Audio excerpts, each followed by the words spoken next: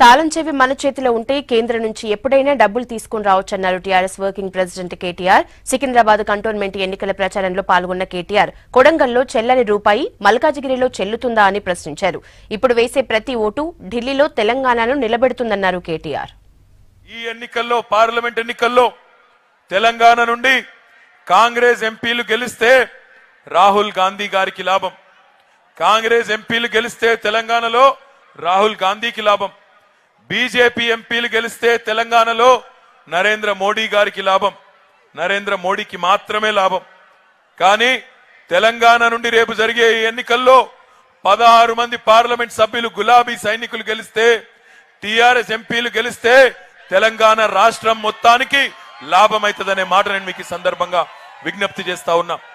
2 ప్రధానమైన రహదారుల్లో, 2 ప్రధానమైన మార్గాల్లో, 2 ముఖ్యమైన రోడ్ల మీద పారడైజ్ నుంచి మొదలుపెట్టి సుచిత్రా చౌరస్తా వరకు ఒక బ్రహ్మాండమైన 6 లేన్ల స్కైవే కడదామని చెప్పి రాష్ట్ర ప్రభుత్వం నిర్ణయం తీసుకుంది. బాగా ట్రాఫిక్ సమస్య ఉన్నది, ఇబ్బంది ఉన్నది. దయచేసి సహకరించండి.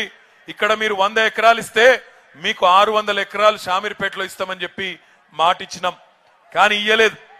ఇయ్యమన్నారు. 3 రక్షణ మంత్రులు, ఒక్కరు కాదు, ఇద్దరు కాదు, మొదలు మనోహర్ పారికర్ గారు, అరుణ్ జైట్లీ గారు, తర్వాత ఈ మధ్యన నిర్మలా సీతారామన్ గారు, 3 అడిగినాం. కానీ ఎంత మాత్రం స్పందించలేదు. ఉలుకు లేదు, పలుకు లేదు. తెలంగాణ నుండి మీరు వేసే ప్రతి ఓటు రేపటి రోజున ఢిల్లీలో ప్రభుత్వాన్ని ఎవరు నడపబోతున్నారో నిర్ణయించబోయే ఓటు కాబోతున్నది.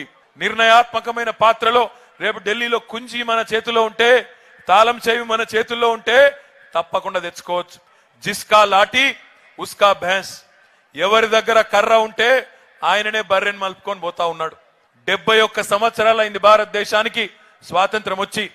ఈ 71 సంవత్సరాల్లో ఒక్క సంవత్సరం కూడా వదిలిపెట్టకుండా ప్రతి సంవత్సరం మన దేశాన్ని పరిపాలించింది 2 జాతీయ పార్టీలు. 55 ఏళ్లు కాంగ్రెస్, 13 ఏళ్లు బీజేపీ, 3 ఏళ్లు జనతా పార్టీ. మరి 71 ఏళ్లలో జాతీయ పార్టీలతోనే అభివృద్ధి సాధ్యమనే మాట నిజమే అయితే, ఈ 2 పార్టీలే దేశాన్ని ఉద్ధరించిన మాట నిజమే అయితే, ఎందుకు ఎక్కడేసిన గొంగలు అక్కడనే అన్నట్టున్నది ఈ దేశం? ఆలోచించండి.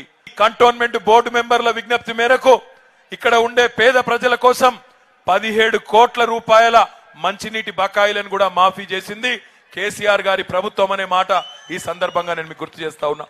కంటోన్మెంట్ లో పేదల కోసం జిహెచ్ఎంసీ పరిధిలో లేకున్నా అన్నపూర్ణ క్యాంటీన్లు పెట్టమని అడిగినారు. అడిగితే ఒక్క క్షణం కూడా ఆలోచించకుండా ముఖ్యమంత్రి గారికి ఒక మాట చెప్పి వెంటనే 5 సెంటర్లు ఓపెన్ చేసినాం. ఈరోజు వేలాది మంది పేదలకు 5 రూపాయలకే నాణ్యమైన భోజనం వాటి ద్వారా పెట్టుకుంటా ఉన్నాం.